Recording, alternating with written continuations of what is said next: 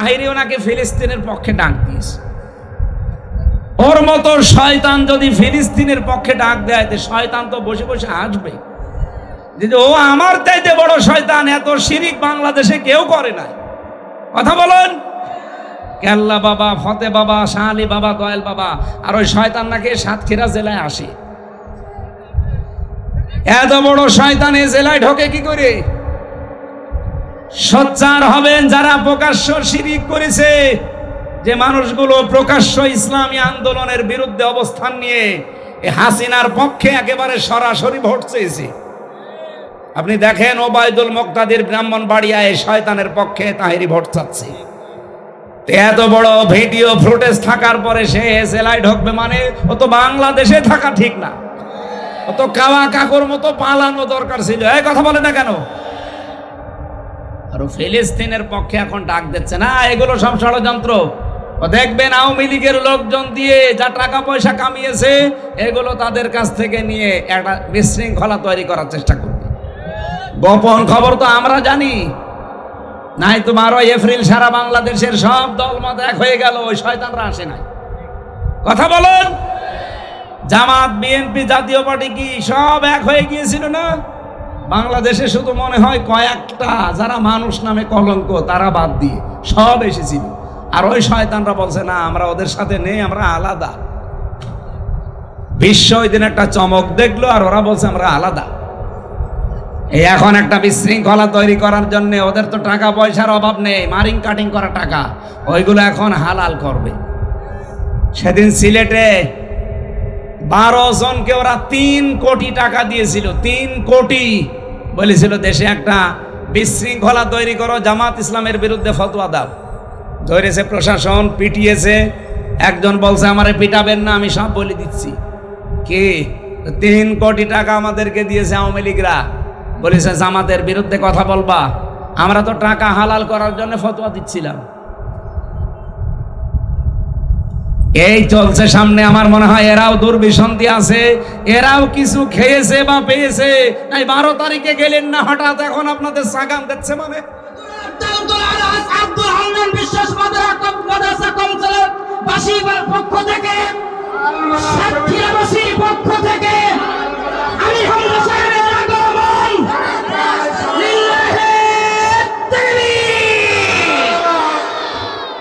বাংলাদেশের ঐতিহ্যবাহী জেলা সাতক্ষীরা সদর থানার অন্তর্গত মাগুরা তালতলা আলহাজ আব্দুল হান্নান বিশ্বাস মাদ্রাসা কমপ্লেক্স সংলগ্ন গোরস্থান উন্নয়ন প্রকল্পে নবম বাৎসরিক তাফসিরুল কোরআন মাহফিলের স্বনামধন্য সভাপতি, অত্র এলাকার সর্বজন শ্রদ্ধাভাজন ব্যক্তিত্ব,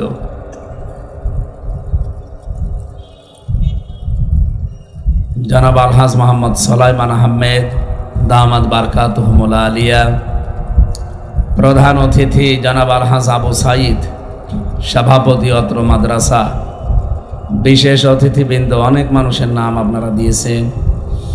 বিশেষ করে এতক্ষণ যারা কথা বললেন, হাফেজ মাওলানা মনোয়ার হোসেন মমিন, মাওলানা মাহমুদুল হাসান, মাওলানা নুরুল ইসলাম, হাফেজ মাওলানা মনোয়ার হোসেন, মাওলানা আরিফুল ইসলাম, অন্যান্য ওলামা ইকরাম, সামনে বসা মুসলমান ভাইরা, পর্দার আড়ালের সম্মানিত মা এবং বোনেরা, প্রশাসনের ভাইরা, প্রাণ প্রিয় সাতক্ষীরাবাসী, দল মত জাতি বর্ণ ধর্ম নির্বিশেষে আজকের এই অনুষ্ঠান কোরআনের জন্য যারা বাড়ি থেকে পর্যন্ত এসেছি বলেন আলহামদুলিল্লাহ।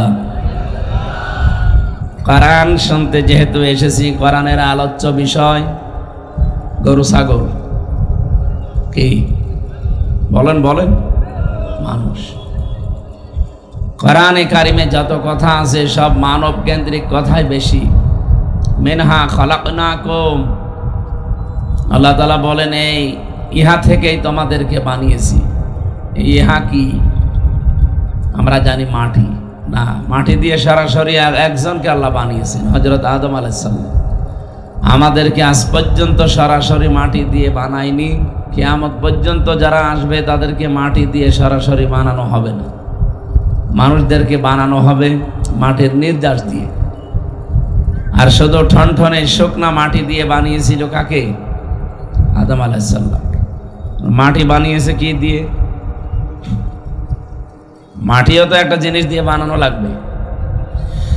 আমরা তাফসীরের ভেতর থেকে বলছি, আপনি যদি এখন গাজীপুরে যান, মৃত্তিকা গবেষণাগার আছে, ওখানে মাটি গবেষণা করে 10টা জিনিস তারা মাটি থেকে বের করেছে। 1 নম্বরে oxygen, silicon, aluminium, iron, calcium, potassium, sodium, magnesium, nitrogen, hydrogen. এই 10টা জিনিস মাটির ভেতরে আছে। আর আমাদেরকে যেহেতু আল্লাহ মাটির নির্যাস দিয়ে বানালেন, এই মাটি থেকে উৎপন্ন হওয়া যে খাদ্য খাবারগুলো, আমার বাবা অনেকগুলো খাবার পরে ওনার রক্ত, গোশত, চর্বি, চামড়া, মাংস এগুলো তৈরি হয়। সেখান থেকে বীর্য তৈরি হয়। বাবার স্ফলিঙ্গ দিয়ে দ্রুত গতিতে বের হয়ে যাওয়া এই নাপাক পানিটা, বীর্যটা মায়ের রেহেমের ভেতরে জমা হয়।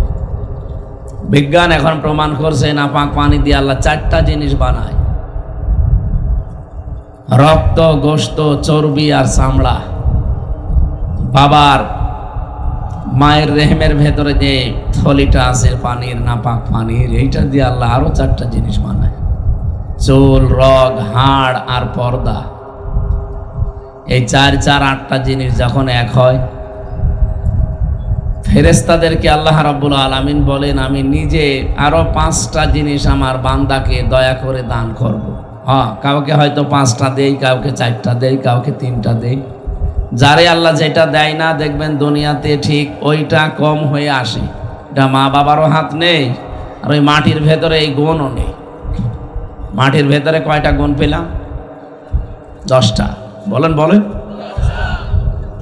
বাবার কাছ থেকে আল্লাহ 4টা জিনিস বানান, মায়ের জিনিস দিয়ে 4টা, 4 4 8টা, 10 আর 8 18। আপনি কম্পিউটারের ভেতরে মানুষের এই মানব দেহ 3.5 হাত ঢুকিয়ে দেন, ও বলবে যে না, মানুষ তৈরি হতে এখনো অনেকগুলো উপাদান লাগবে। কি লাগবে? যদি কমপ্লিট মানুষ বানাতে চান, শ্রবণ শক্তি লাগবে, দর্শন শক্তি লাগবে, বাক শক্তি লাগবে, আকেল শক্তি লাগবে, ঘ্রাণ শক্তি লাগবে। আর এই 5টায় আল্লাহ নিজে তার রব নামের কারণে আমাদেরকে ভিক্ষা দিয়েছেন। আল্লাহুল গনিয়্য ওয়া আনতুমুল ফুকারা। আমি ধনী, তোরা সব ফকির। এই আয়াত আমি বানালাম। ফকির না হলে আল্লাহ আমাদেরকে ওইগুলো দিত? দয়া করে ভিক্ষা দিয়েছেন। আল্লাহ রাব্বুল আলামিন সূরা নমলের নাহালের ভেতরে জানিয়েছেন, 14 নাম্বার পারা, 14 নাম্বার পৃষ্ঠার 14 নাম্বার লাইনের 78 নাম্বার আয়াতের মাঝের অংশে আছে, ওয়াজাআলা লাকুমুস সামআ ওয়াল আবসারা ওয়াল আফইদা ইলা আখিরি আয়াত। আল্লাহ পাক বলেন, আমি আল্লাহ নিজে শ্রবণ শক্তি, দর্শন শক্তি, বাক শক্তি, আকেল শক্তি, ঘ্রাণ শক্তি, এই 5টা জিনিস যাকে দিয়েছি, আর ওই যে 18টা, সব মিলে 23টা, সে পরিপূর্ণ মানুষ হয়ে দুনিয়ায় আসতে পারে। যাকে আমি আল্লাহ একটা কম দিয়েছি, 22টা দিয়েছি, সে পরিপূর্ণ হয়ে আসে না, পূর্ণাঙ্গ হয়ে আসতে পারে না, অপূর্ণাঙ্গ হয়ে আসে। এই যে দর্শন শক্তি আল্লাহ যদি আমাকে না দিত, তার রব নামের কারণে দুনিয়ায় আসতাম ঠিক, কিন্তু কানা হয়ে। কি হয়ে? কত কানা আসে না দুনিয়ায়, তাদেরকে 23টা আল্লাহ দেয়নি, 22টা দিয়েছে। আল্লাহ যদি আমাদেরকে 2টা জিনিস কম দিত, কান, এই যে শ্রবণ শক্তি, যেটা অনেকে এটা পায় না, খালা বলে ডাকি আমরা, বধির বলি তাদেরকে। একটু নিজের দিকে তাকিয়ে ভাবেন তো, আল্লাহ আপনাকে সত্যি যা দিয়েছেন, যদি এই 23টার ভেতরে 2টা কম দিত, মানুষ দুনিয়াতে আপনাকে বলতো ঠিক, কিন্তু বলতো কানা আর কালা। আপনি কি করতেন নিজের দিকে তাকিয়ে এবার ভাবেন। কত মানুষ হয়তো আপনাকে না দেখে মোবাইলে কথা বলে, কিন্তু এই 2টা জিনিস যদি না থাকতো, কথা বলা না, আপনার নাম শুনলে সে ঘৃণা করতো, কানা, আবার বধির। সেদিন ইন্টারনেটে দিয়েছিল ওই বড়গুনার এক মহিলা কথা বলতো একটা পুরুষের সাথে মোবাইলে ফেসবুকে চ্যাটিং করতো, কিন্তু দেখে নাই কোনোদিন তার চেহারা। সেই লোক খুব চালাক, ওর হাত নেই, পা নেই, প্রতিবন্ধী, চোখ টেরা, কিন্তু এমন কায়দায় ছবি এডিটিং করে প্রোফাইলে দিয়েছে, বোঝার কোনো কায়দা নেই, দেখলে মনে হবে রাজপুত্র। ও মহিলার সাথে প্রায় 2 বছর লাইন চলছে। ও মনে করছে জিনিস মনে হয় 1 নাম্বার, চলে এসেছে। চলে আসার পরে যে চেহারা দেখেছে, দেখে একটা হাত নেই, পা নেই, আবার এতদিন মিথ্যা কথা বলেছে যে আমি একটা চাকরি করি। ও মনে করছে যে বিশাল জিনিস হবে। ওই মহিলাও 2 নাম্বার, কারণ ওরও 2টা ছেলে মেয়ে আছে। ওই এসে দেখছে এই অবস্থা, চাকরি করে ঠিক, কিন্তু একজনের জমিতে পানি টেনে দেয়, এই চাকরি। এখন মহিলা বিয়ে করতে আর রাজি না। এই লোকের যে ভাই আছে, সে বলছে না তুমি কেন আসলে?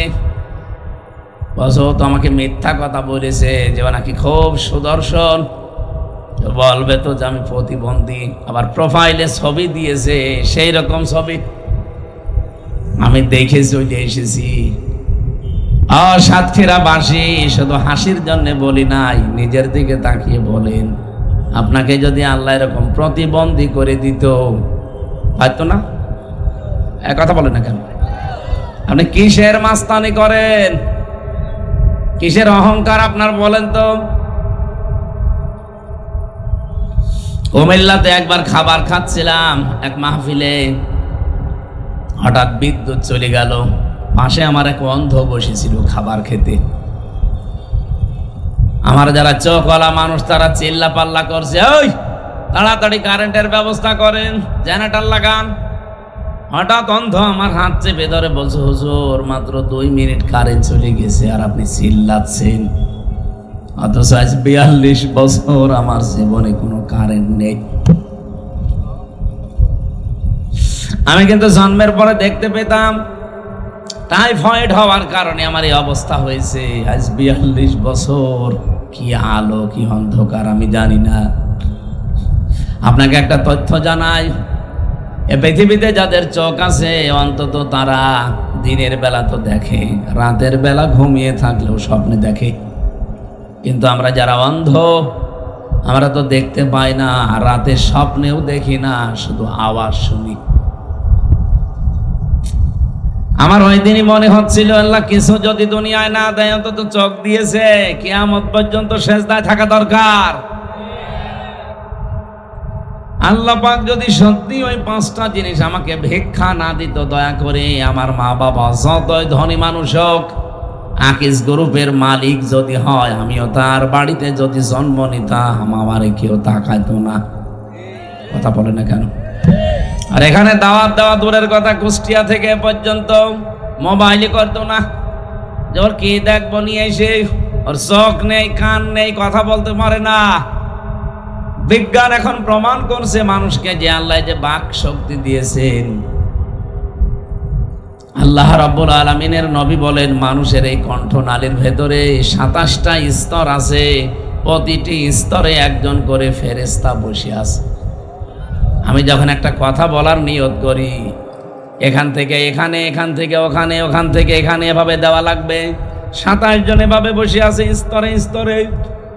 কথাটা বের করার জন্য 26 নাম্বার জায়গা পর্যন্ত ঠিক থাকে, তো 27 নাম্বারে যখন বের হবে তখন আওয়াজটা, যাকে আল্লাহ যে আওয়াজ দিয়ে বানিয়েছে ওই আওয়াজে তার কথাটা বের করে দেয়। একটা বারের জন্য ভাবেন তো, আমাদের দুনিয়ায় যারা আছি সবার কণ্ঠের আওয়াজ যদি একরকম হতো, এ পৃথিবীতে চলাফেরা করা বড় কঠিন হয়ে যেত। আমি যদি মুরব্বীর বাড়ি দিয়ে আজ রাত 2টার সময় যে বলতাম, ম্যাডাম দরজা খোলেন, মনে করতো যে ভাই এসেছে, খুলে দিত, বাবা শাহজালাল সব হালাল হয়ে যেত না।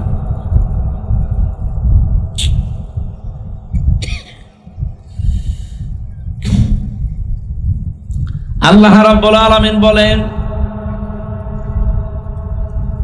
ওয়াস-সামাই ওয়াত-তারিকি ওয়া মা আদরাকা মাত-তারিকুন নাজমুস-সাকিব ইন কুল্লু নাফসিন লাম্মা আলাইহা হাফিজ। তোমাদের পেছনে হেফাজতকারী আছে, প্রত্যেকের পেছনে তারা আশ্রম দিচ্ছে। আমার এই ফেরেশতাগুলো যদি তাদের দায়িত্ব পালন করা বন্ধ করে দিত, পৃথিবীর মানুষেরা এক কদম সামনে যেতে পারতি না। কারণ তুমি একটা পা যখন তোলো, তোমার এই পাটা জমিনে ফেলার জন্য একজন ফেরেশতা দায়িত্ব পালন করে।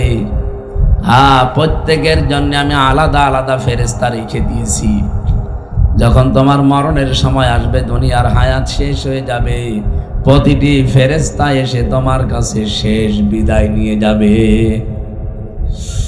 পা যিনি ফেলেন কদমের জন্য যে ফেরেশতা নিয়ে যেত, ফেরেশতা এসে বলবে, আল্লাহর বান্দা তামাম পৃথিবী ঘুরলাম, তোমার এই পা যে জমিনে পড়বে ওইরকম জায়গা আর পেলাম না, আজকে আমি বিদায় নিয়ে চলে যাচ্ছি, তুমি থাকো।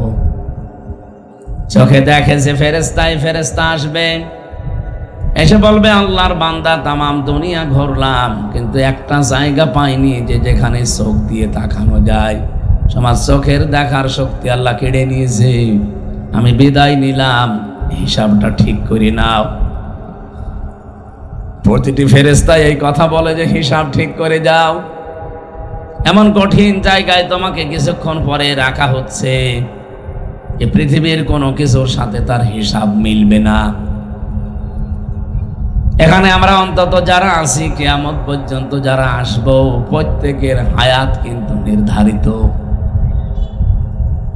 আপনি কি মনে করেন আদম নবীর পরে যে মানুষগুলো দুনিয়ায় এসেছিল তারা হয়তো বেশি হায়াত পেত?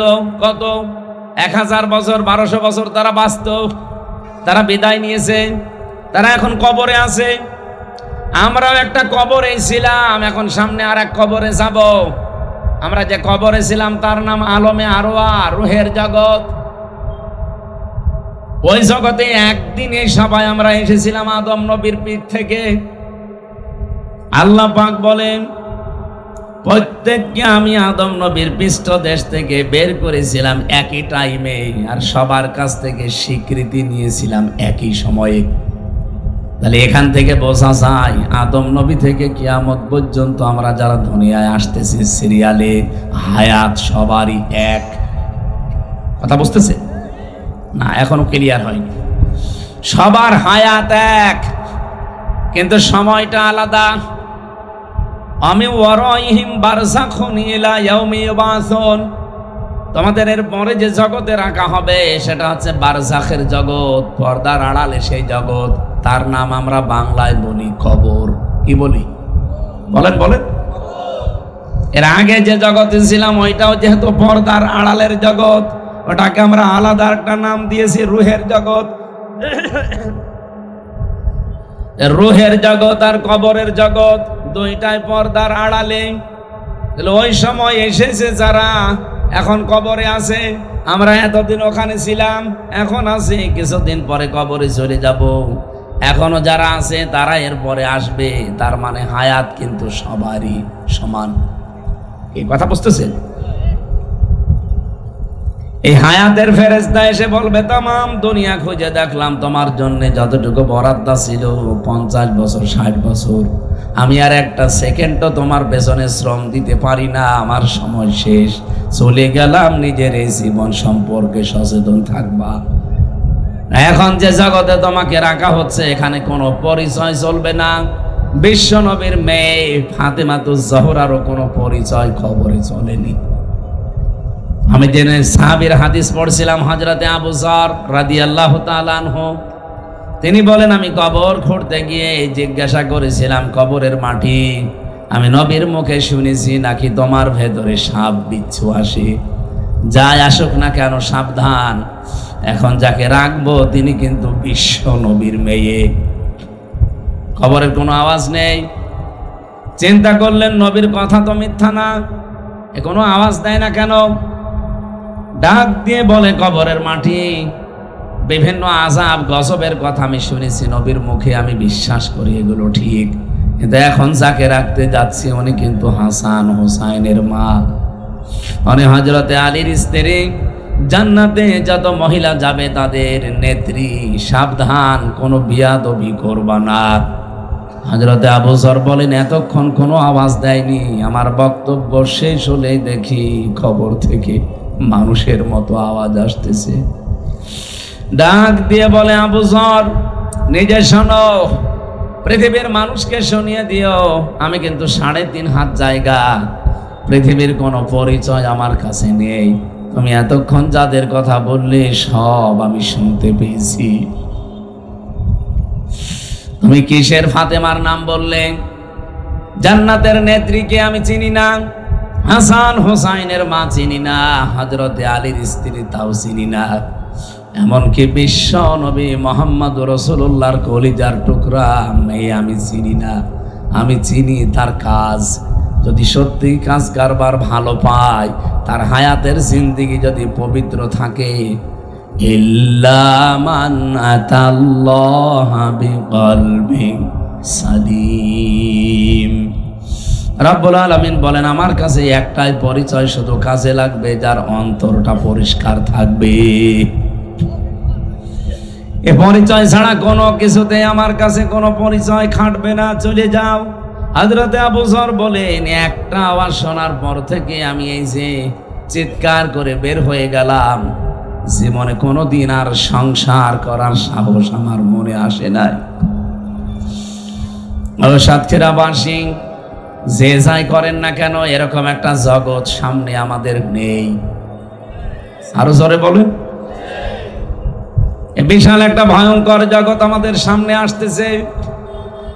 দুনিয়ার এই হিসাবেও যারা দায়িত্বে ছিল, এগুলো যদি একটা একটা করে দায়িত্ব পালন করা বন্ধ করে দিত, দুনিয়াতেও কত অপমান অপদস্থ হওয়া লাগতো। আপনি নিজের চোখের দিকে, কানের দিকে, এই বাক শক্তির দিকে তাকান। আমার চেহারা যতই ভালো হোক, লেখাপড়া আমি যতই আন্দাজে করি, যদি কথা বলতে হঠাৎ আল্লাহ বন্ধ করে দেয়, বিজ্ঞান এখন দেখাচ্ছে যে 27টা স্তরের একটা স্তর যদি অকেজো হয়ে যায়, দুর্বল হয়ে যায়, আপনি যতই জোরে জোরে কিছু করেন কথা বলতে পারবেন না, শুধু গা গো শব্দ হবে। কি দয়া করেছে আমি এই জায়গাগুলোতে যখন কম্পিউটারের সামনে বসি, আগে সেজদা দিয়ে নিই যে আল্লাহ,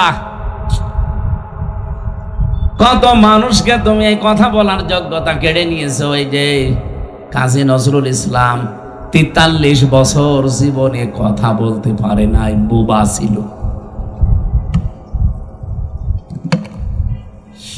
আপনি হিসাব করতে পারেন জীবনে আজ যারা আল্লাহর বিরুদ্ধে এই কথাকে ব্যবহার করেন, মানবতার বিরুদ্ধে এই কথাকে ব্যবহার করেন, এখনই যদি আল্লাহ 27টা স্তরের হালকা একটু ফাটল ধরিয়ে দেয়, এমনকি যে শরীরের ভেতরে 5.5 কেজি রক্ত এখন 226 কিলোমিটার বেগে প্রবাহমান চলছে, মাথা থেকে পা পর্যন্ত। বিজ্ঞান জানিয়েছে 2 কোটি কোষ আমাদের শরীরে আল্লাহ দিয়েছে। এই কোষগুলো যদি কিছু দুর্বল হয়ে যায়, আর এগুলো দুর্বল হওয়ার কিছু পয়েন্টও আছে, আমার আলোচনা ওদিকে না, আমি ওদিকে যাচ্ছি না। এক কথায় বলছি, কোষগুলো যদি সত্যি দুর্বল হয়ে যেত, আপনার কিন্তু এই রক্তের ভেতরে কমপক্ষে 5 প্রকার ক্যান্সার দেখা দিত। ক্যান্সার হওয়ার পেছনেও কিছু কারণ আমি পেয়েছি। তামিলনাড়ুতে ছিলাম, সিলেটের এক ভাইকে পেয়েছিলাম, উনি প্রায় 12 মাস সেখানে আছে। যেদিন আমরা চলে আসবো ওই দিন শুনলাম ওনার রিপোর্ট দিয়েছে যে শরীরের ভেতরে যে 5 প্রকার ক্যান্সার হয়, তার ভেতরে 1 প্রকার ধরা পড়েছে। ওনারে বললাম, আপনার কত টাকা খরচ হলো? বলছে 1,13,00,000। 1,13,00,000 টাকা অলরেডি 12 মাসে চলে গেছে। আজকে ডাক্তার রিপোর্ট দিয়েছে আমি নাকি আর বাঁচবো না, কারণ রক্তের যে কোষগুলো, ওই কোষগুলো এখন আর কাজ করছে না। আমি খ্রিস্টান ডাক্তারের সাথে কথা বলেছিলাম ইংরেজিতে, জিজ্ঞাসা করেছিলাম তাকে যে হ্যালো ডক্টর, এই যে রোগগুলো হওয়ার কারণ কি? রক্তের ভেতরে যে 5 প্রকার ক্যান্সার, এর 1 প্রকার ধরা পড়েছে, এটার কারণ কি? খ্রিস্টান ডাক্তার আমাকে মেডিকেল রিপোর্ট দিয়ে জানাচ্ছিলেন যে পৃথিবীতে মানুষের এই শরীরে কোটি কোটি লোমকূপ আছে। দেখতে পাচ্ছেন? এই যে এইটা লোম বলে না, পশম, এই ভালো ভাষায় বললে লোম বলে।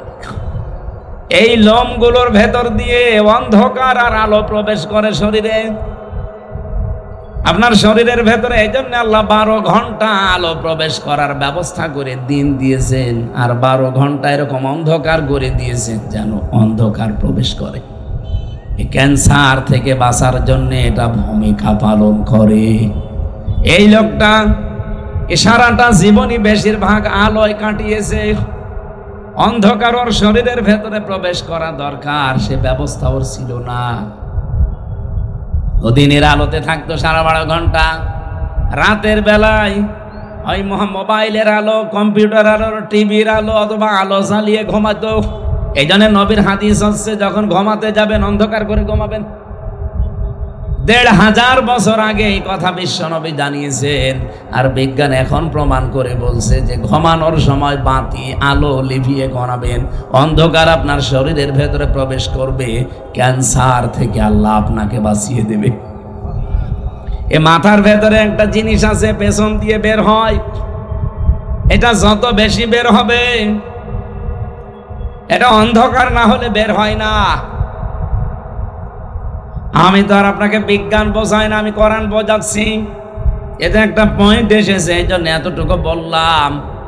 আল্লাহ রাব্বুল আলামিন সত্যি আমাদেরকে যা দিয়েছেন, উনি যদি একটু এলোমেলো করে দেয়, আমি হামজা আর হামজা থাকবো না। আমার এখনই মানুষ বলবে বোবা। কি বলবে?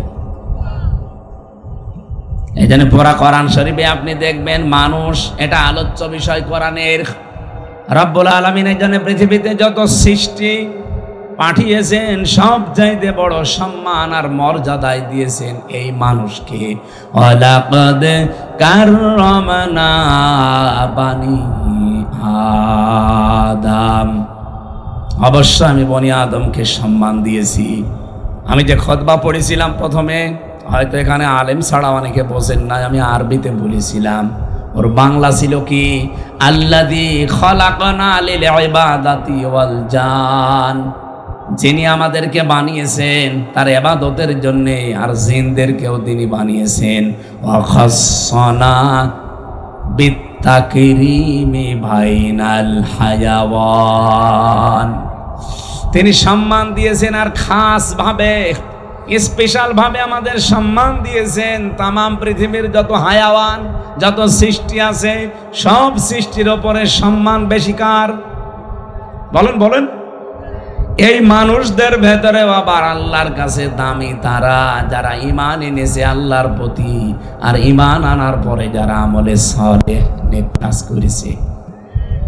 ইন্নাল্লাযীনা আমানু ওয়া আমিলুস সালিহাতি উলাইকা হুম খায়রুল বারিয়া, নিশ্চয় যারা ঈমান আনে আর আমলে সালেহ করে। ও সাতক্ষীরাবাসী, এ জেলায় আসলে আয়াতটার ব্যাখ্যা বেশি করা দরকার। ভালো করে শোনেন, আমি এমনি বলি নাই। যারা ঈমান আনার পরে আমলে সালেহ করে, কি এটা কি? আমরা অনেকেই মনে করে আমলে সালেহ মানে নেক কাজ। না, শুধু নেক কাজের নাম আমলে সালেহ না। যারা গবেষক আছে, আলেম, চিন্তাশীল যারা, তাদেরকে বলছি আপনি চিন্তা ভাবনা করে পড়বেন। সালেহ মানে যোগ্য। সালেহ মানে বলেন বলেন। আপনাকে যোগ্য হওয়া লাগবে ঈমান আনার পর। আজ এই দেশে ইসলাম এই 54 বছরে কায়েম হয়নি, তার একটাই কারণ, আমরা যোগ্য না। যদি আমরা সত্যি যে যে জায়গায় আছি ওখানে যোগ্যতা অর্জন করতে পারতাম, মাস্ট বি আল্লাহ তার ওয়াদা ঠিক রাখতো। ওয়া'দাল্লাহুল্লাযীনা আমানু মিনকুম وعملوا الصالحات ليستخلفنهم في الأرض كما استخلف الذين من قبلهم সূরা নূর 18 নম্বর পারার 16 নম্বর পৃষ্ঠার 3 নম্বর লাইনের 55 নম্বর আয়াতের প্রথম অংশে আছে আল্লাহ বলেন আমার ওয়াদা তোমাদের ভেতরে যারা ঈমান আনবে আর আমলে সালেহ করবে তাদেরকে আমি জমিনের শাসন ক্ষমতা দিয়ে দেব বলেন সুবহানাল্লাহ আল্লাহ এতটুকু বলে শেষ করে দেননি কামাস্তাখলাফাল্লাযীনা মিন ক্বাবলিহিম লামে তাকিদ নুনে সাকিলা শুধু তোমাদেরকে না এর পূর্বেই পৃথিবীতে যারা ঈমান আনার পরে আমলে সালেহ করেছে তাদেরকে আমি জমিনের শাসন ক্ষমতা দিয়েছিলাম এই ঘোষণা কার বলেন বলেন 54 বছরে আমরা 92% মুসলমান এই দেশে আল্লাহ আমাদেরকে দেয় না কেন আল্লাহর ওয়াদা মিথ্যা নাকি আরো জোরে বলেন কোরআনে কারিমের একটা আয়াত পরিচিত আমি পড়ছি আমি আলেমদেরকে বলছি এখানে আলেম নেই এই যে আমি আপনাকে বলবো এবার ওয়ালা তাহিনু ওয়ালা তাহজানু ওয়া আনতুমুল আ'লাউনা ইন কুনতুম মুমিনিন সূরা আলে ইমরানের 139 নম্বর আয়াত বহুবার জীবনে পড়েছি কিন্তু আমার মনে হয় এখন বাংলাদেশের সাথে এখন 100 ভাগে আয়াতটা মিলবে এদিকে তাকান খুব জরুরি এটা আল্লাহ বলেন ওয়ালা তাহিনু তাহিনু মানে মন ভেঙো না হীন বল হয় না মন ক্ষুণ্ণ হবা না দুর্বল হয়ে যাবা না ওয়ালা তাহজানু চিন্তাও করবা না ওয়া আনতুমুল আ'লাউনা শব্দটা ছিল ওয়া আনতুম আল আ'না আল আ'লাউনা আমার প্রশ্ন এখানে আল্লাহ আনতুমুল আ'লাউনা দেওয়ার আগে এই যে আ'লাউনা এর আগে আলিফ লাম দিলেন কেন আরবি গ্রামার যারা পড়ায় বিশেষ করে বালাগাত মানতেক যারা মাদ্রাসাতে পড়েছে পড়াচ্ছে শব্দটা কিন্তু আরবি গ্রামার অনুযায়ী ভুল হয়েছে তাহলে কোরআন শরীফ ভুল এই না মানে আপনাকে পৌঁছানো লাগবে এখানে মিলিয়ে দেওয়া লাগবে আরবি গ্রামারের সাথে বালাগাত মানতেকের সাথে আজটা মিলছে না সব সময় আমরা পড়াই যে মুবতাদা যদি মারিফা হয় খবর হবে নাকিরা অনির্দিষ্ট একটা নির্দিষ্ট হবে আর একটা অনির্দিষ্ট হবে অথচ আল্লাহ খবর যেটা আ'লাউনা এর আগে আলিফ লাম দিয়ে মারিফা করে দিলেন খবর যদি নাকিরা না হয়ে যদি মারিফা হয়ে যায় ইফিদুল হাসরা হসরের ফায়দা দেয় তখন বাংলা অর্থ দাঁড়ায় তোমরাই বিজয়ী হবে শেষে হর্ষাই আছে যদি আল্লাহ আলিফ লামটা এখানে না দিত তাহলে তোমরা হবে এতটুকু বলতো কিন্তু যেহেতু আলিফ লাম দিয়ে ওইটাও নির্দিষ্ট করে দিলেন বাংলা অর্থই দাঁড়িয়ে গেছে পুরাটা পাল্টিয়ে গেছে তোমরাই বিজয়ী হবে গ্যারান্টি দিয়েছে কে বলেন বলেন এই জন্য আমরা কোনো চিন্তা করি না দেশের অবস্থা না পৃথিবীর অবস্থা পাল্টিয়ে যাক আমাদের কোনো হীনমন্যতা নেই আমরা দুর্বল হই না কারণ আমরা বাঁচলেও যা মরলেও তা এই কথা বলেন না কেন যেদিন পড়েছি যেদিন পড়িয়েছি কুল ইন্না সলাতি ওয়া নুসুকি ওয়া মাহইয়ায়া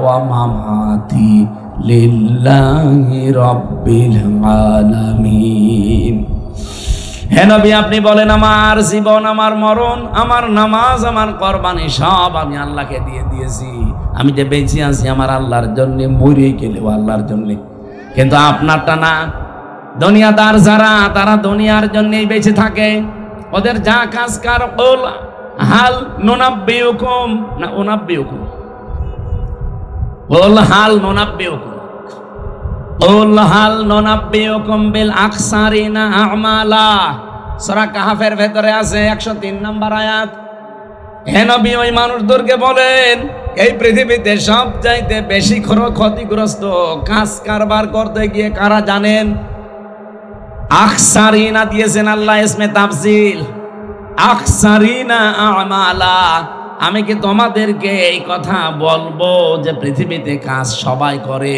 কিন্তু ক্ষতিগ্রস্ত কারা? আল্লাযীনা দাল্লা সা'য়ুহুম ফিল হায়াতিদ দুনিয়া ওয়া ইয়াহসাবুনা আন্নাহুম ইউহসিনুনা সুনআ, যে মানুষগুলো দুনিয়াতে সব সময় শুধু টিকে থাকার জন্য কাজ করে আর ওরা মনে করে আমরা ভালো পথে আছি।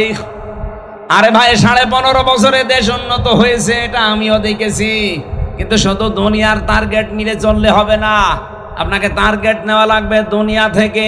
আর দুনিয়া মাজরাতুল আখিরা, এটা হচ্ছে দুনিয়া আখিরাতের ক্ষেত। আমি যদি এখানে বেঁচে থাকি আমার ক্ষেত এখান থেকে আমি পাঠাবো, আমি বেঁচে থাকলাম আমার আখিরাতের কোনো পুঁজি নেই, আমি বেঁচে থাকি আর কুকুর আর আমি সমান। আর নরসিমনের কোনো উদ্দেশ্য নেই, আমারও নেই, তা আমি 100 বছর না 1000 বছর হায়াত পেয়ে আমি করবো কি? আজকে পালিয়ে যাওয়া একজন ব্যক্তির অডিও কল শুনছিলাম, আমি ওনার নাম নিতেও ঘৃণা করি, আমার ঘৃণা লাগে। ও নাম বলার দরকার নেই, নাম বললে এখন অজু করা লাগবে, কারণ যত মানুষের খুনের সাথে জড়িত ডাইরেক্ট ইনডাইরেক্ট, ওরে যদি 5000 বার এ দেশে ফাঁসি দেওয়া হয় তাও মানুষের ঝাল মেটবে না, অন্তত আমার তো মেটবে না, কারণ আমি 3 বছর।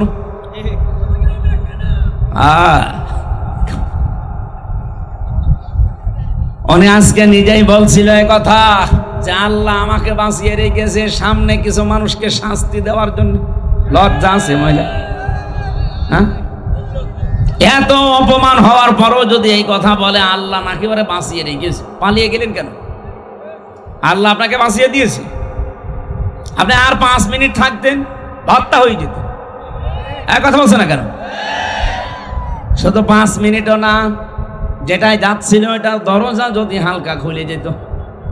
আমি সেদিন ওই যে মৌলভীবাজারে যাচ্ছিলাম, হঠাৎ পাইলট আমারে বলছে হুজুর এই হেলিকপ্টারের এই হুকটা যেন চাপ দেবেন না, তাহলে খুলে গেলে পড়ে যাবেন।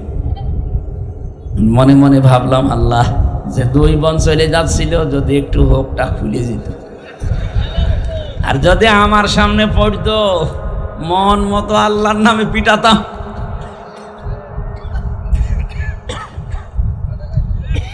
ভাগেও পেতাম না সত্যি। আর সাতক্ষীরায় পড়লে তো আসাবল বুলডোজার নাজিল হয়ে যেত,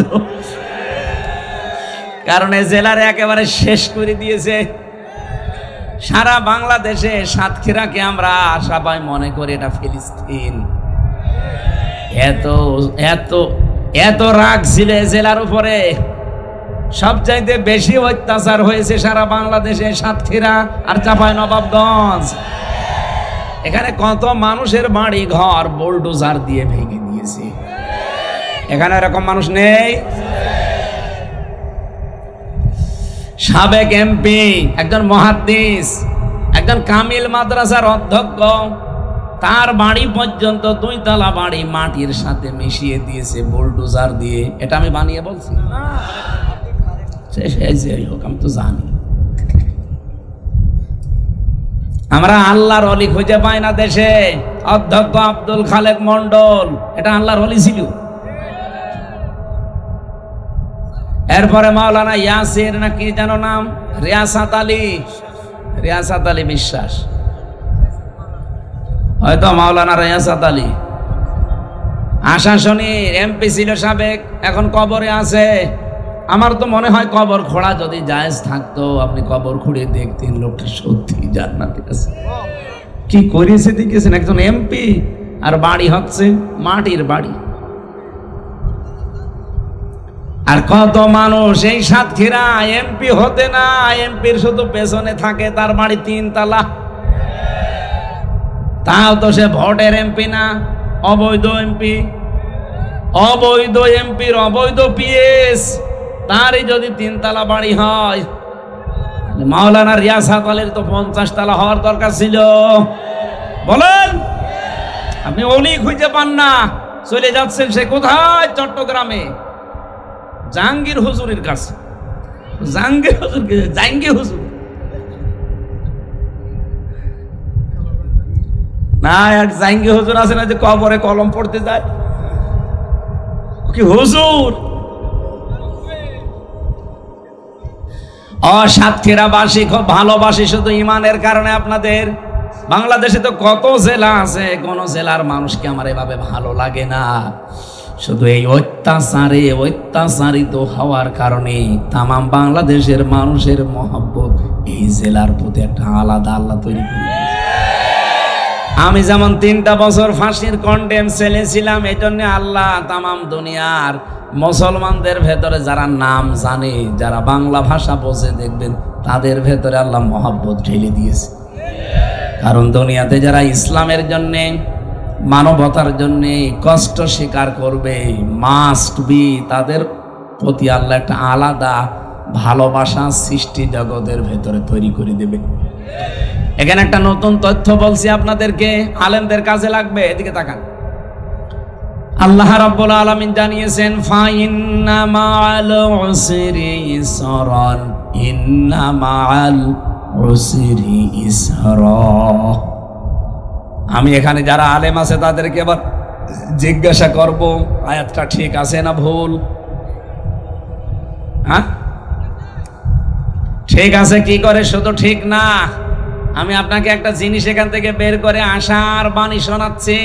আল্লাহ যে উসরুন দিয়েছেন, দেখবেন উসরুনের আগে আলিফ লাম আছে, এর আগে মা আছে।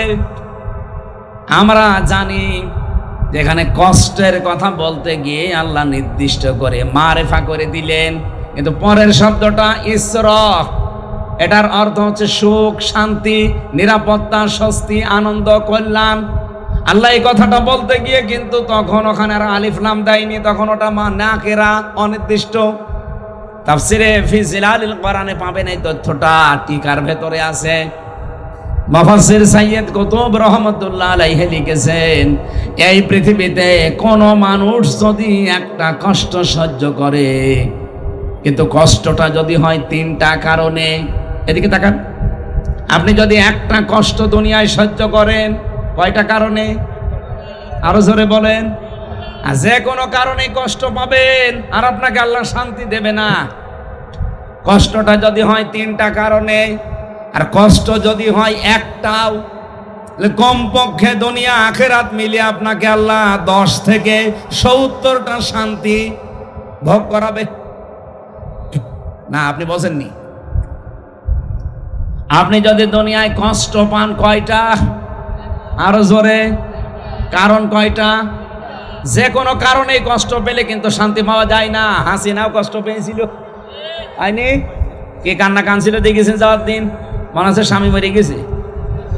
কিন্তু এই কষ্টে এই 3টা কারণে আপনি দেখবেন হয়নি। 1 নাম্বার কারণ হওয়া লাগবে, হ্যাঁ কষ্ট পেয়েছেন কিন্তু আল্লাহর জন্যে। ওকে, আল্লাহর জন্য কষ্ট পেয়েছেন, রাসূলুল্লাহর জন্যে পেয়েছিল, মানবতার জন্যে। আরো মানবতাকে ধ্বংস করিস, এই কথা বলেন না কেন? তাহলে 3টা কারণের একটাও পেলাম না। হ্যাঁ, পৃথিবীতে কেউ যদি আল্লাহর জন্য কষ্ট পায় একটা, রাসূলুল্লাহর জন্য কষ্ট পায় একটা, মানবতার জন্য কষ্ট পায় একটা। আমি 3টা বছর জেলে ছিলাম আমার ব্যক্তিগত গুনার কারণে না, ওদের আক্রোশের কারণে। কারণ আমাকে যে মিথ্যা মামলা দিয়েছিল, ছাতা আমি জীবনে কোনোদিন নামই শুনি নাই। আমারে দিয়েছে আমি নাকি আনসারুল্লাহ বাংলা টিমের প্রধান, কি এটা আমি জানি না। ভেতরে যে একজনকে পেয়েছিলাম মনে হচ্ছে আল্লাহর দলের সভাপতি, ওনার নাম হচ্ছে আব্দুল মতিন, 17 বছর জেলে। ওনার একদিন বললাম, ভাই আপনি আল্লাহর দলের সভাপতি, সেক্রেটারিকে? বলছে আমার ছেলে। ও সভাপতি, ওর ছেলে সেক্রেটারি, বাংলাদেশে আর কেউ নেই, এই হচ্ছে জঙ্গি। আমাদেরকেও এরকম সন্ত্রাস বিরোধী জঙ্গি মামলা দিয়ে বিশ্বের মডেলদেরকে দেখাতো যে এই দেশে ভয়াবহ জঙ্গি দেখা দিচ্ছে। আমরা যদি না থাকি এ দেশ কিন্তু আর আয়ত্তে রাখতে পারবেন না। এই মিথ্যা কথাগুলো বিশ্বের মডেলদেরকে জানিয়ে, অথচ এটা যে ডাহা মিথ্যা কথা এখন এই 8.5 মাসে প্রমাণ হয়ে গেছে। 8.5 মাসে একজনও জঙ্গি ধরা পড়েছে? একটাও পড়ে না। জঙ্গিও নাই, যে কয়টা আছে কয়েকটা উগ্র, তারা এখন জেলে। অথচ তামাম দুনিয়ার মডলদেরকে এটা এতদিন দেখিয়েছে যে এই দেশে কিন্তু জঙ্গি ভরে গেছে, আমরা না থাকলে কন্ট্রোল করা যাবে না। কন্ট্রোল করা যাবে না, 9 মাস কি হচ্ছে? কিছুই তো হয়নি। কারণ জঙ্গি যারা নাটক করবে সে নাটক বাস পালিয়েছে, আর যাদেরকে দিয়ে নাটক মঞ্চস্থ করবে তারা এখন সবাই পালায়নি। এই জঙ্গি মামলা যারা সাজিয়েছিল, আমারে যারা রিমান্ডে নিয়ে, আমার এমন কোনো জায়গা নেই যেখানে টর্চার ওরা করে নাই। এই মানুষগুলো এখনো পর্যন্ত বহাল তবিয়তে আছে। এই সাতক্ষীরাতে এসেছে, এখন শুনছি সাতক্ষীরার দায়িত্বে এখন এসেছে একজন, আমি নাম নিলে আপনারা এখনই চিনে ফেলবেন।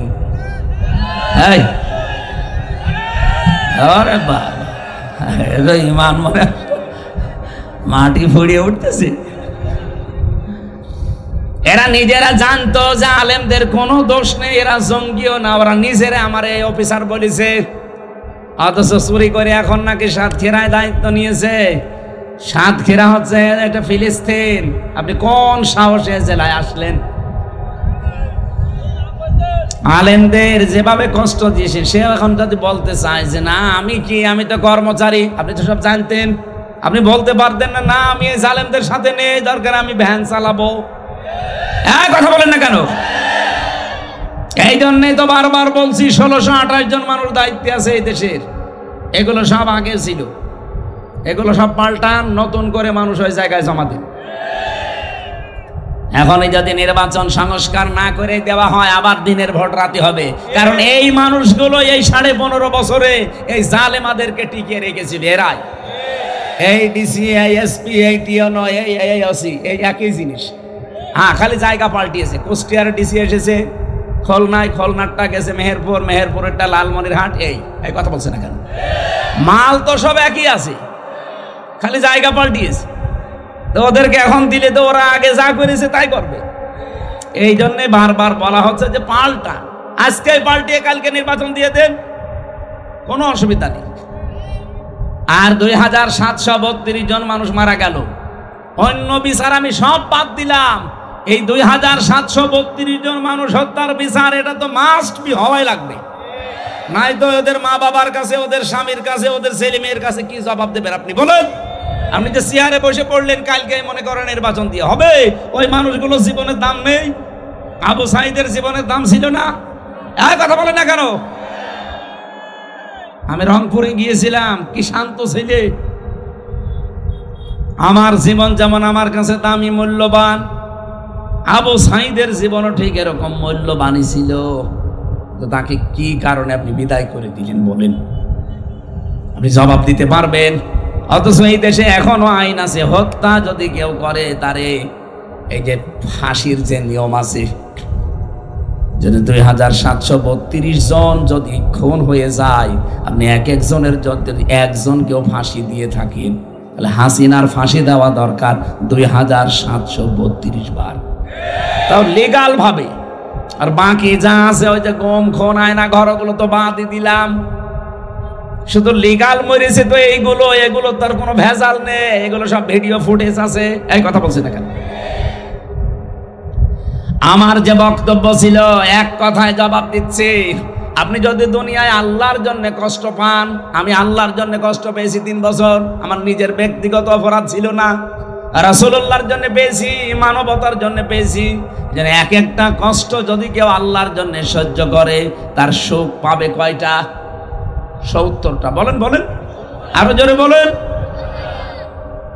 সিস্টেম অপর পৃষ্ঠায় দেখুন, পৃথিবীতে কেউ যদি একটা আনন্দ ভোগ করে, সুখ ভোগ করে, আর ওই সুখটা যদি হয় অবৈধ সুখ, তাহলে কমপক্ষে তাকে 70টা অপমান, অপদস্থ হওয়া লাগবে। আপনি খালি সুখেরটা নেবেন, দুঃখেরটা নেবেন না। এই জন্য আল্লাহ আয়াত রিপিট করেছেন, সূরা আলাম নাসর 5 এবং 6 নম্বর আয়াত।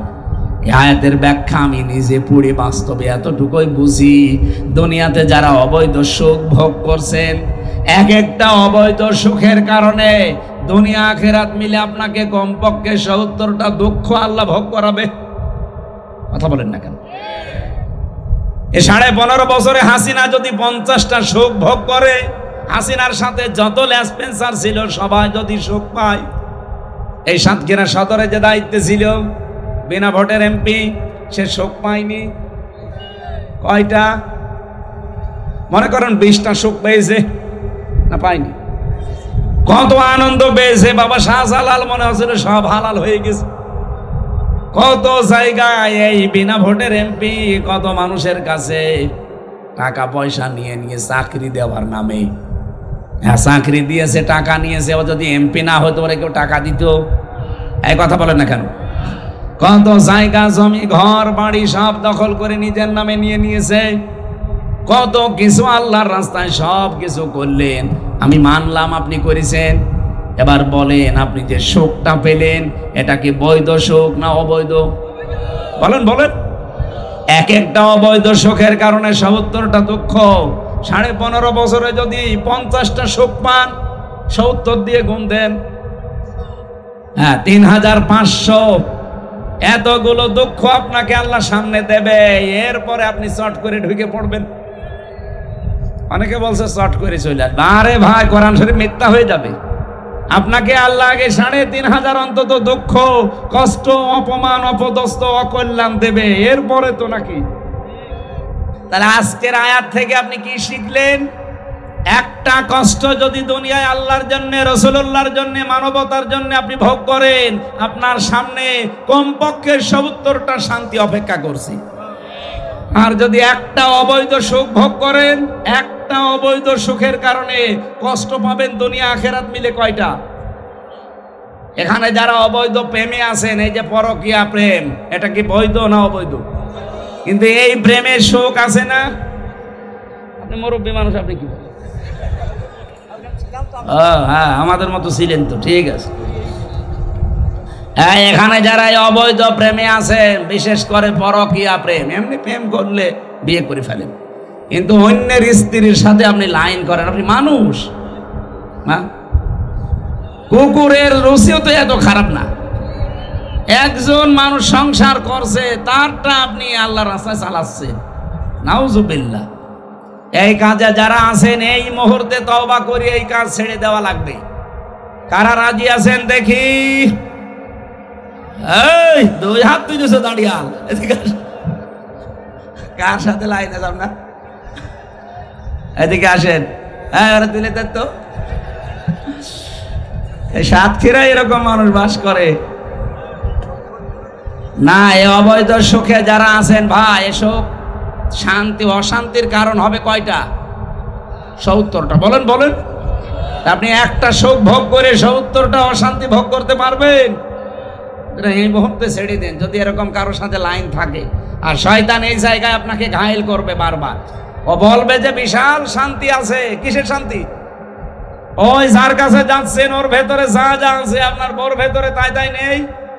কোন কারণে অন্য মহিলার সাথে লাইন করা লাগবে? আপনার বিবেকে কি বলে বলেন? এরপরেও যারা এরকম লাইনে আছেন, আমার মনে হয় ওর বিবেকের উপরে কুকুরে প্রসাব করিস। ও বলছে ঠিক। এই জায়গায় ঠিক বলা লাগে? আলহামদুলিল্লাহ, আপনারা মানে সতর্ক আছেন। তাহলে আগামীতে কেউ যেন অবৈধ সুখ আর ভোগ না করে, আমরা তো সেইটা চাই। এই যে যারা নির্বাচন চাচ্ছেন, আমরাও চাই। আরে ভাই, এই অবস্থায় দিয়ে দিলে তো বললাম না, ওই 1628 জন ওই মানুষই আছে। ওরা আবার দিনের ভোট রাতে করে ফেলবে, কারণ ওরা এই কাজই করেছে। এই কথা বলেন না কেন? যদি সংস্কার না করে এই বিচারগুলো শেষ না করে আবার দিয়ে দেন, দেখেন আবার সামনে যারা আসবে তারা হাসিনার চাইতে ডবল খুনি হবে। কারণ ওরা বলবে এ মানুষ মারলে তো কোনো বিচার হয় না। ওরা আরো বেশি বেপরোয়া হয়ে যাবে। এই কারণে আমরা বারবার বলছি দেন নির্বাচন, কিন্তু কালকে দেন, আগে সংস্কার করে বিচারটা শেষ করে দেন। তাহলে আগামীতে যারা আসবে তারা চিন্তা করবে না অত গুড় আছেন না। কথা বলেন না কেন? আমি কোরআনে কারিমের সূরা নমলের একটা আয়াত পড়ছিলাম তাফসিরে, এদিকে তাকান। ফাতিলকা বুয়ুতুহুম খাবিয়াতাম বিমা যালামু। এটা সূরা নমলের ভেতরে আছে 19 নাম্বার পারা, 20 নাম্বার পৃষ্ঠা, 7 নাম্বার লাইনের 52 নাম্বার আয়াতের প্রথম অংশে আছে। তাফসিরে বাইজাবিতে পাবেন। আল্লাহ পাক বলেন, এই সেই ঘরগুলো, কি এই ঘরগুলো কি খাবিয়াতান জনশূন্য হয়ে আছে, আজ পরিত্যক্ত হয়ে গেছে। বিমা জলামু, এখানে জুলুম করা হতো এই কারণে। এটা যে বাস্তবগত প্রমাণ। আমার কুষ্টিয়ার হানিফের বাড়ি আপনি যে দেখেন পরিত্যক্ত হয়ে পড়ে আছে, আজ জনশূন্য, কেউ নেই। অথচ আগস্টের 5 তারিখের আগে বাড়ির কি দাপট ছিল, 14টা সিসি ক্যামেরা দেওয়া ছিল, ওখানে কুকুর পর্যন্ত গেলে দেখা যেত। অথচ এখন পায়খানার প্যান পর্যন্ত খুলে নিয়ে চলে গেছে, কিচ্ছু নেই। আল্লাহ এতটুকু যদি শেষ করে দিত আমি কিছু বলতাম না। এরপরে আমাদের জন্যে ইন্না ফি যালিকা লাআয়াতাল লিকাউমিন ইয়ালামুন। আল্লাহ আয়াতের প্রথমে ইন্না দিলেন আর মাঝে দিয়েছেন লামে তাকিদ। যারা আরবি গ্রামার জানে, কত গুরুত্বপূর্ণ শব্দ জানেন, আল্লাহ গ্যারান্টি দিলেন এই কথা বলতে গিয়ে 2 বার। অবশ্যই অবশ্যই এর ভেতরে শিক্ষা আছে জ্ঞানীদের জন্য। কি শিক্ষা? হানিফ বাংলাদেশে 3 নাম্বার পজিশনে ছিল আওয়ামী লীগের। তার বাড়ি যদি শ্মশান হয়ে যায়, পরিত্যক্ত হয়ে পড়ে থাকে, আগামীতে যারা চেয়ারে বসার চেষ্টায় আছেন, সত্যি যদি আপনাদের আচরণ ওই জালেমদের মতো হয়, 5 বছর পরে আমি গ্যারান্টি দিলাম, আল্লাহর কসম আপনার বাড়িও শ্মশান হয়ে যাবে। এই জন্যই তো আমরা চাচ্ছি আপনার বাড়ি যেন শ্মশান না হয়, আপনার বাড়ি যেন পরিত্যক্ত হয়ে না থাকে। এমন অবস্থায় আপনাকে তৈরি করে বৈধভাবে বৈধ চেয়ারে বসিয়ে দেব। যত সুখ পাবেন, যত শান্তি পাবেন, কোনো অশান্তি সামনে আর আসবে না। আমার কথা অর্থ বোঝা গেছে? আমি জানি আপনি বুঝেছেন। একটা অবৈধ সুখে 70টা করে অশান্তি সামনে আল্লাহ আপনাকে দান করবে। আর একটা কষ্ট যদি দুনিয়ায় কেউ আল্লাহর জন্য, রাসূলুল্লাহর জন্য, মানবতার জন্য পায়, তার জন্য অপেক্ষা করছে কমপক্ষে 70টা শান্তি। আর আমরা সেই শান্তি পেতে চাই, এই কথা বলেন না কেন? আর বাংলাদেশে আমরা 92% মুসলমান। পরিপূর্ণ শান্তি ওই দিন পাবো যেদিন দেখবো বাংলাদেশের 56,000 বর্গ মাইল আল্লাহর এই কোরআন দিয়ে চলছে। এটা দেখতে চান না? নারায়ে তাকবীর! আল কোরআনের আলো, বিশ্বের মুসলিম, নারায়ে তাকবীর!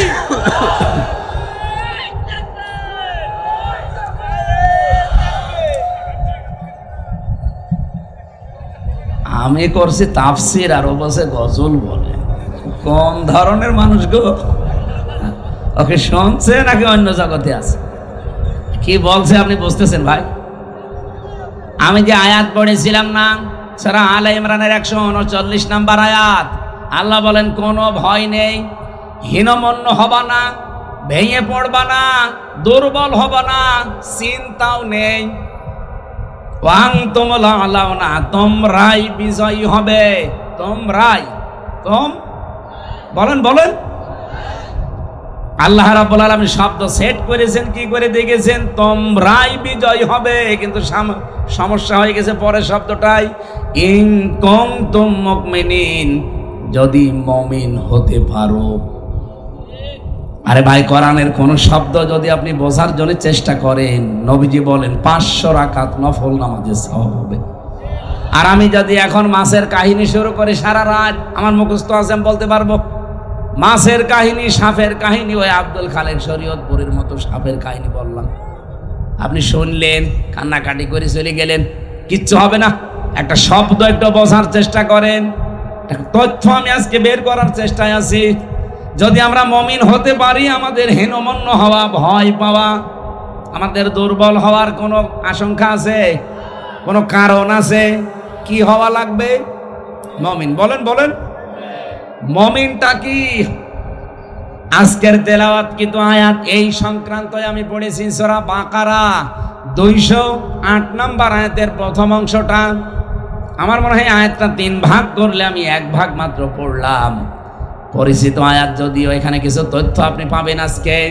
রব্বুল আলামিন আমাদেরকে ডাক দিয়েছেন, ইয়া আইয়ুহাল্লাযীনা আমানু, ও ওহে যারা ইমানের দাবি করো, ওই যে আমরা যদি ইমানদার হতে পারি, মমিন হতে পারি, তাহলে তাদেরকে আল্লাহ এই সুসংবাদগুলো দিচ্ছেন যে বিজয় হবই। সেই ইমানদারকে ডাক দিয়ে আল্লাহ বলেন, উদখুলু, তোমরা প্রবেশ করো, ফিস সিলমি কাফা। এখানে শব্দটা যদি জবর দিয়ে জের দিয়ে, আপনি খালি জবর দিয়ে পড়লে হবে সালমন মানে শান্তি, আর জের দিয়ে পড়লে সিলমন মানে ইসলাম। আল্লাহ এখানে শান্তিতে প্রবেশ করা, ইসলামে প্রবেশ করা, দুইটাই বোঝাতে চেয়েছেন। কারণ ইসলাম মানে কি বলেন বলেন? যদিও ইসলাম মানে বাংলায় শান্তি না, ইসলাম মানে আত্মসমর্পণ করা। কেউ যদি সত্যি আত্মসমর্পণ করে, কার কাছে করবেন? এই যে ফিস সিলমি কাফা, পরিপূর্ণভাবে ইসলামের কাছে, ইসলামের ভেতরে। আমরা সেই বহুদিন থেকে আয়াত শুনি যে তোমরা সবাই ইসলামে পরিপূর্ণ প্রবেশ করো। ও সাতক্ষীরাবাসী কিছু বুঝেছেন এখান থেকে আজ পর্যন্ত যে ইসলামে পরিপূর্ণ প্রবেশ করা মানে কি? কি ইসলামে যে পরিপূর্ণ আল্লাহ প্রবেশ করতে বললেন, এটা কি একটা ঘরের মতো যে আমি প্রবেশ করে দরজা লাগিয়ে দিলাম হয়ে গেল?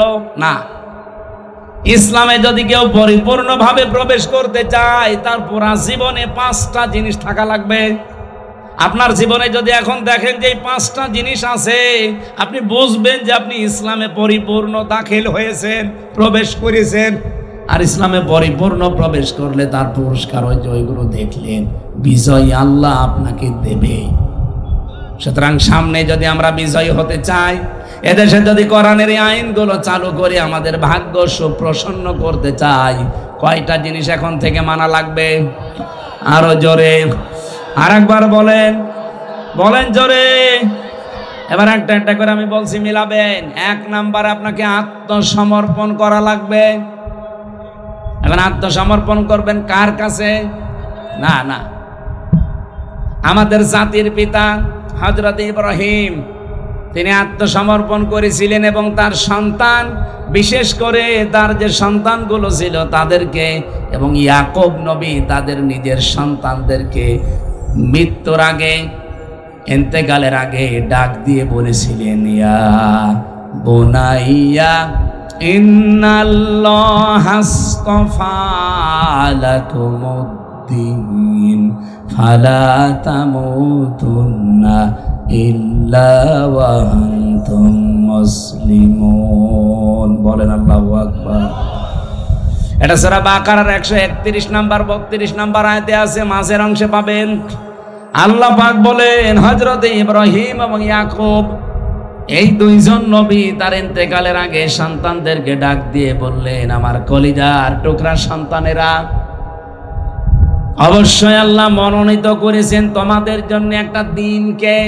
কি দিন? মানে রাতের পরে যেটা আসবে ওই দিন। বলেন বলেন। তোমাদের জন্য আল্লাহ মনোনীত করেছেন দিনকে।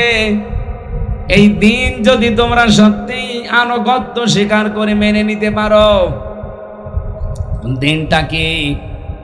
আমরা সবাই মনে করি দিন মানে ইসলাম। আরে ভাই, শুধু দিন মানে ইসলাম না। এই কোরআনের ভেতরে আল্লাহ রাব্বুল আলামিন 500 আইন দিয়েছেন। কত? আপনি নিজের বিবেক দিয়ে বলেন তো, কবরে যাবার পরে যখন দ্বিতীয় প্রশ্ন ফেরেশতারা করবে, মা দীনুকা, তোমার দিন কি? আপনি যদি বলেন দীনুন আল ইসলাম, আমার দিন ইসলাম, ফেরেশতারা অত সহজে মেনে নেবে জীবনও না। কারণ দিন মানে কি ফেরেশতারা ভালোভাবে জানে। দিন মানে, আমরা অনেকেই যদি না বুঝি, ফেরাউন দিন মানে বুঝেছিল। ফেরাউন বলেছিল, আকতুল মূসা দারুনি আকতুল মূসা ওয়ালিয়াদু রাব্বা ইন্নী আখাফু আইয়ুবাদদিলা দীনাকুম আও আইয়ুযহিরা ফিল আরদিল ফাসাদ। সূরা মুমিন 26 নম্বর আয়াতে ফেরাউন বলেছিল, আমারে ছেড়ে দাও, আমি মূসাকে হত্যা করব। এখান থেকে একটা প্রশ্ন জাগে, ফেরাউনের কি লোক লস্কর, সেনাবাহিনী, প্রশাসন ছিল না? বলেন না কেন? এত কিছু থাকার পরে সে কেন বলল যে আমারে ছেড়ে দাও, আমি হত্যা করব মূসাকে? আকতুল, আমি হত্যা করব। আমি তাফসিরের ভেতরে পড়েছি ফেরাউন ছিল স্বৈরাচার। কি আরো জোরে বলেন, বলেন বলেন।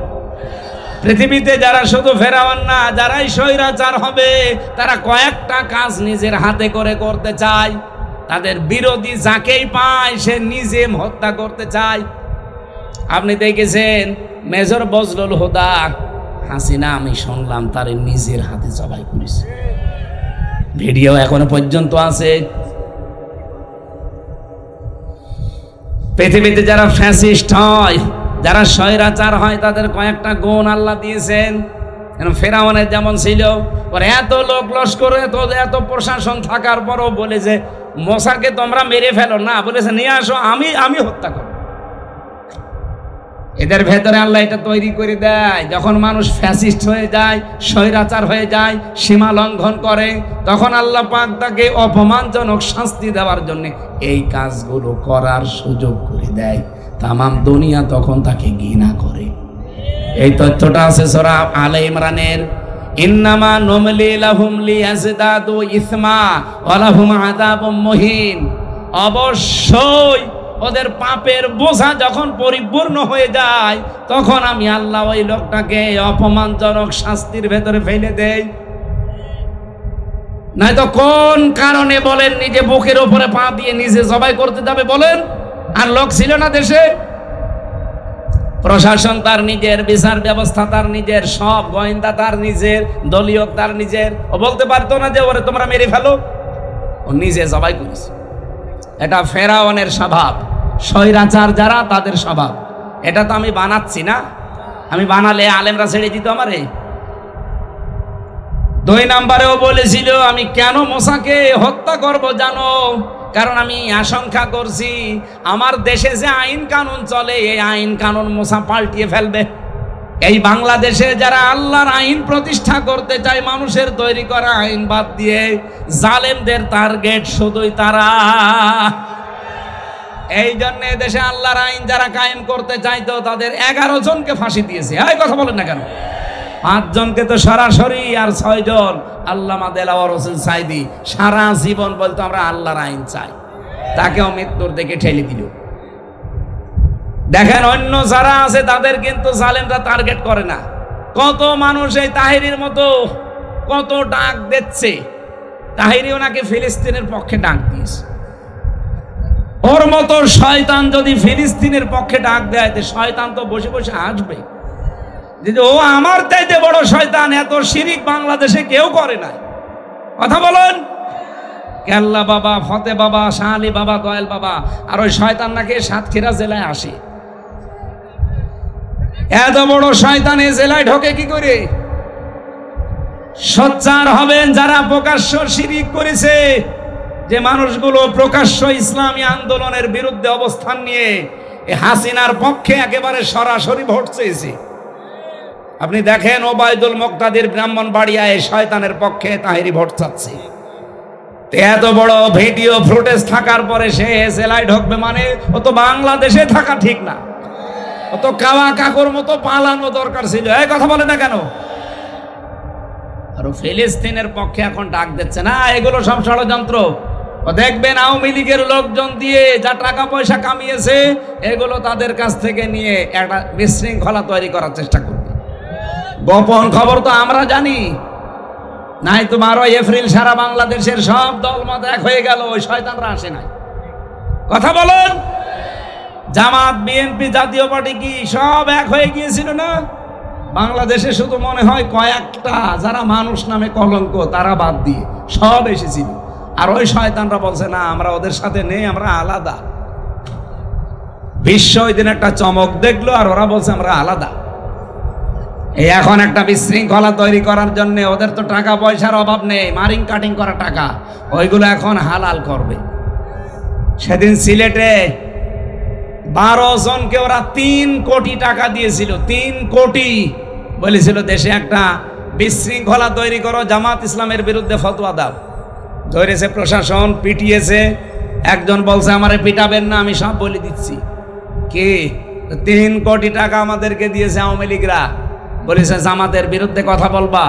আমরা তো টাকা হালাল করার জন্য ফতোয়া দিচ্ছিলাম। এই চলছে সামনে। আমার মনে হয় এরাও দুর্বিসন্ধি আছে, এরাও কিছু খেয়েছে বা পেয়েছে। এই 12 তারিখে গেলেন না হঠাৎ এখন আপনাদের সাগাম দিচ্ছে, মানে এই কথা বলেন না কেন? এর ভেতরে কোনো দুর্বিসন্ধি নেই? যারা আল্লাহর জমিনে আল্লাহর দিন কায়েম হোক এটা চায় না, বাতিলরা তাদের টার্গেট করে না, কারণ জানে যে এরা আমাদের যে কোনো কায়দায় বন্ধু। কিন্তু যারা চেয়েছিল, দেখেন ফেরাউন বলেছিল আইয়ো বাদ দিলা দীনাকুম, আমার মনে হচ্ছে মুসা আমার রাষ্ট্রের ব্যবস্থা সব পাল্টিয়ে দেবে। এখানে দিন মানে রাষ্ট্রীয় বিধান। তাহলে আপনি আত্মসমর্পণ করতে চাইলে রাষ্ট্রীয় বিধান যেটা আছে এখন, যেটা আছে এর সামনে আত্মসমর্পণ করলে ঈমান আমল থাকবে। এই জায়গায় আল্লাহর এই দিন নিয়ে যাওয়া লাগবে। ইব্রাহিম নবী, ইয়াকুব নবী তাদের সন্তানদেরকে এটা বলেছিলেন। আমরা কি নবীদের সন্তান না? বলেন না কেন? আমাদের জাতির পিতার নাম কি?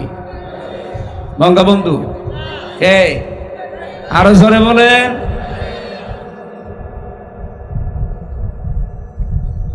এমনকি বঙ্গবন্ধু এই শব্দটাও চিন্তায় হয়ে গেছে। আপনি দেখেন ইতিহাস পড়ে, এই ভারতবর্ষ একজন মুসলিমের নাম বঙ্গবন্ধু উপাধি দেওয়া হয়েছিল প্রায় 1200। আমি এই যে ইতিহাসটা পড়ছিলাম আসার সময়, তারিখটা আমার মনে নেই। বঙ্গবন্ধুকে দিয়েছে তোফায়েল আহমেদ। এরও প্রায় অন্তত 60-70 আগে, 60-70 বছর আগে আল্লাহর এক মুসলিম বান্দা এই ভারতবর্ষ যারা শাসন করেছিল তাদের ভেতরে একজন, তারে বঙ্গবন্ধু উপাধি দিয়েছিল এই বঙ্গের লোকেরা। সেইটা ছিনতাই করে ইনার নামে লাগিয়ে দিয়েছে। আমি যদি বানিয়ে বলি তাহলে ইতিহাস ভুল। আমি তো আর বানিয়ে না, আমি পড়ে বলছি। তারিখটা আমার মনে আসতেছে না, আমি আসার সময় দেখছিলাম। তাহলে ছিনতাই হয়েছে একটা দুইটা জিনিস না, এদেশের বহু জিনিস ছিনতাই হয়ে গেছে, এখনো অনেক জিনিস ছিনতাই হওয়ার পথে। আমার মনে হয় এই সমস্ত কথা আপনাদের সামনে বলা আপনারা বুঝবেন না। বাস্তবতা এখন চলছে যেটা, আমাদের জাতির পিতা পৃথিবীর কোন মানুষকে আমরা মানি না, মানি ইব্রাহিম আলাইহিস সালামকে।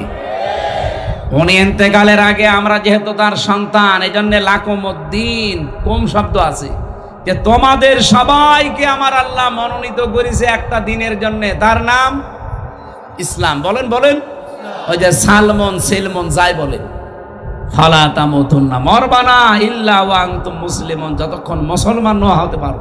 সুতরাং আপনি যদি ইসলামে প্রবেশ করতে চান পরিপূর্ণভাবে আত্মসমর্পণ করা লাগবে আল্লাহর দ্বীনের সামনে। কিসের সামনে? 2 নম্বরে আপনার ইখলাস তৈরি করা লাগবে প্রত্যেকটা কাজে। লোক দেখানো কাজ বাদ দেন।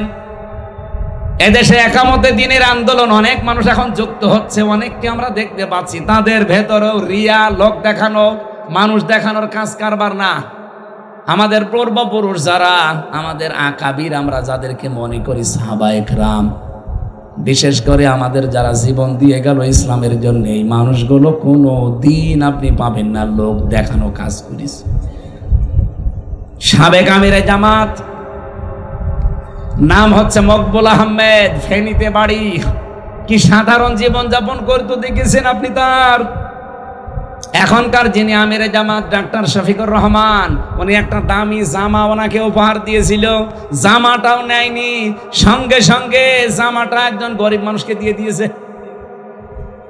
এত বড় বিশাল একটা দল বাংলাদেশ জামাত ইসলামী, তার আমির সারা বাংলাদেশের তিনি, অথচ ঢাকাতে তার কোনো বাড়ি নেই, ফ্ল্যাট নেই, ছেলের ভাড়া করা বাড়িতে থাকতো।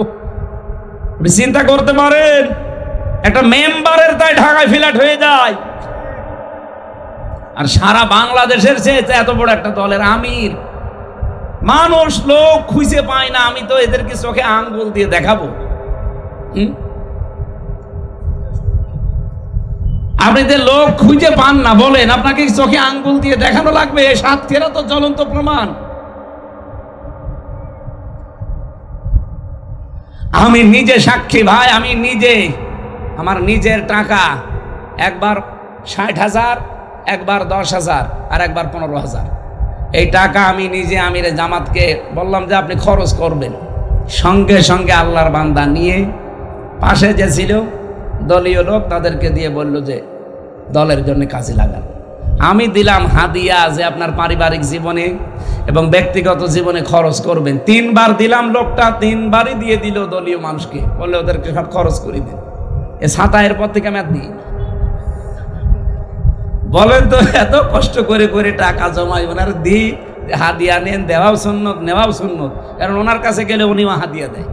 3 বারে আল্লাহর মান্দা, 3 বারে দিয়ে দিই। এটা না আজকের হাদিস পড়ছিলাম আসার সময়, যারা দুনিয়া বিমুখ হয়ে যায় তাদেরকে সূক্ষ্ম সূক্ষ্ম কিছু জ্ঞান আমার আল্লাহ নিজের পক্ষ থেকে দান করে। দেখেন উনি কত কঠিন কঠিন প্রশ্নের জবাব দেয় এই আগস্টের 5 তারিখের পর থেকে।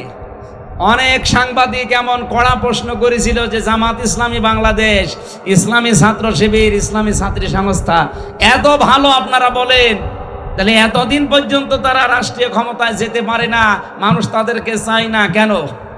উনি জবাব দিয়েছিলেন, মুয়াজ্জিন আযান দেয়, সবাই নামাজে আসে।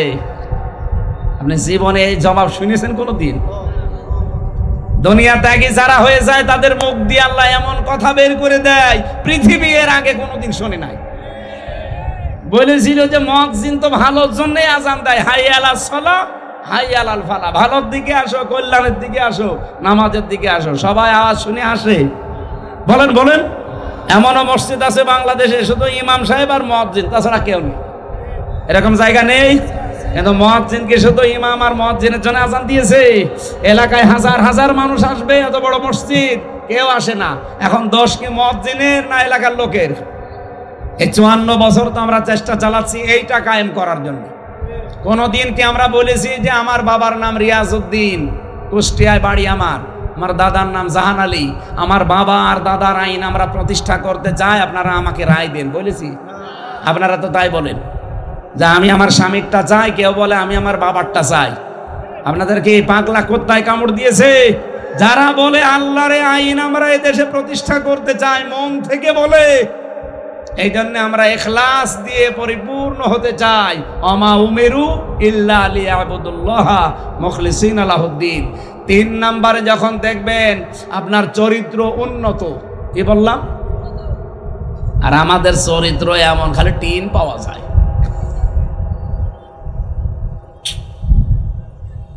কত মানুষের বাড়ির নিচে, খাটের নিচে তেল পাওয়া যায়, ফ্রিজের ভেতরে টাকা পাওয়া যায়, বালিশের ভেতরে টাকা পাওয়া যায়। কথা বলছেন এখানে? ওকে চরিত্র আছে। কাবি খার টাকাও ছাড়ে না, এমনকি অবিখা ওয়াজের বিনিময়ে খাদ্য সেটাও ছাড়ে না। না, চরিত্র উন্নত করা লাগবে। এখানে প্রায় 99টা পয়েন্ট লিখেছিলাম আমি, যে উন্নত চরিত্র কেমন ভাবে গঠন করা লাগে। আল্লাহ রাব্বুল আলামিন সূরা হাদীদের 25 নম্বর আয়াতের ব্যাখ্যায় আছে। আমার অনেক রাত হয়ে গেছে, এত রাত কিন্তু কথা বলা ঠিক না। সামনে তাহাজ্জুদের নামাজ, ফজরের নামাজ, এবার কর্মজীবন আছে আপনাদের। আমি আর পয়েন্টটা শেষ করব, বাকিগুলো। 4 নম্বরে আপনার আকীদা বিশুদ্ধ হওয়া লাগবে। এইটা সাতক্ষীরা জেলায় আছে, কিন্তু অন্যান্য জেলায় আমরা পাই না। বহু জেলায় যে দেখি আল্লাহ যেটা পারে ওইটা অন্য কেউ পারে, এই বিশ্বাস তারা করে। এই যে মেয়েরা যারা এসেছেন আজ, অনেক মহিলাদের সন্তানাদি না হলে, অসুখ বিসুখ যদি সারতে না চায়, একটু বেশি বেশি হয়, তখন সব বাদ দেয়, আল্লাহর উপরও ভরসা ছেড়ে দেয়। যত ভরসা সব বাবার উপরে, পীরের উপরে, আর এই নলতার উপরে। এই কথা বলছে না কেন? আল্লাহর ওলি শুয়ে আছে, ওখানে যায়। আরে ভাই, যে কবরে আছে সে তো অসহায়, আপনি তার কাছে গিয়ে কি পাবেন? আপনার যদি কিছু পাওয়ার থাকে তাহলে আপনার জীবনের নেক কাজের ওসিলা দিয়ে আল্লাহকে বলেন। কথা বলেন না কেন? সেদিন বগুড়াতে একজন এসেছিল একটা আপেল নিয়ে, আমার বলছে হুজুর আপেলটা পড়ে দেন। আমি সূরা ফাতিহা পড়ে ফু দিলাম। আমার কানের কাছে মুখ নিয়ে বলছে এমন ভাবে আপেল পড়বেন যেন ছেলে হয়। আপেল দিলাম, ফেলি। আপেল কই? বলে ফেলে দিয়েছি। কেন? আরে ভাই, আপেল পড়ে যদি ছেলে হইতো আমার ম্যাডামের 3টা মেয়ে হইতো না? আমার ম্যাডামের 3টা মেয়ে পর পর যদি আপেল পড়ে দিয়ে ছেলে হইতো, আমি ওরে খালি আপেল খাওয়াতাম। কত বড় বিশ্বাস যে আপেল পড়ে নাকি ছেলে হয়। তা আমরা কি করছি? আপেল পড়ে যদি ছেলে হয় তা আমরা কি করছি? আমাদের কোনো কাজ নেই, আমরা কি রোবট? আকীদা সাফ করা লাগবে। আবার বলছি, আল্লাহ যেটা পারে ওইটা অন্য কেউ, আবার বলেন, আল্লাহ যেটা পারে ওইটা অন্য কেউ। আইন তৈরি করতে পারে কে? অন্য কেউ। যদি অন্য কেউ পারে বিশ্বাস আপনি করেন, আপনি শিরিক করলেন। আর শিরিক করলে সে কি? মুশরিক। বলেন বলেন। মুশরিকের জন্য জান্নাত হারাম, জাহান্নাম ওয়াজিব। মেয়েরা যারা এসেছেন আকীদা সাফ করে রাখবেন। আপনার 10 বছর বিয়ের পরে ছেলে হয়নি, আপনি পাগল হয়ে গেছেন। একটা রোগ হয়ে 2-3 বছরে ভালো হয় না, পাগল হয়ে যান।